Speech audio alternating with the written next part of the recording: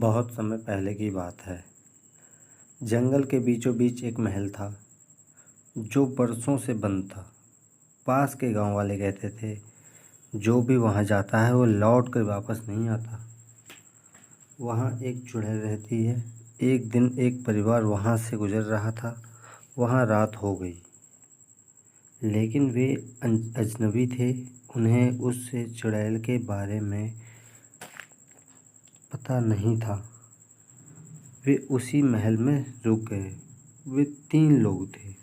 एक औरत जिसका नाम सावित्री था, उसका पति जिसका नाम राकेश था और उसका भाई जिसका नाम केशव था। शाम तक तो सब कुछ ठीक था। रात होते होते कुछ कुछ कुछ असर होने लगा। चीज़ें यहाँ से वहाँ अपने आप जाने लगीं। औरत को सबसे पहले महसूस हुआ और उसने अपने पति को बताया कि जब वो नीचे थी तो कमरे में रखी टेबल यहाँ थी, पर बाद में जब वह ऊपर आई तो वो टेबल वहाँ पहुँच गई। लेकिन किसी ने भी उसकी बात का कोई यकीन नहीं किया। दोनों ने उसकी बात का मजाक उड़ा दिया।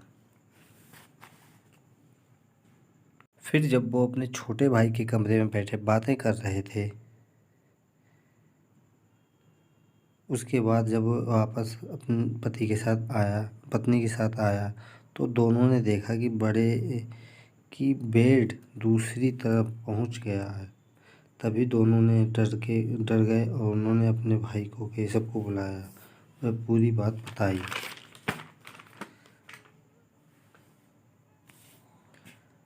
तब तक वो चुड़ैल उसकी पत्नी सावित्री के अंदर समा चुकी थी। सावित्री ने सबसे पहले अपने पति को मारा। फिर उसका देवर भागा, तभी उसने उसकी भी गर्दन दबा दी।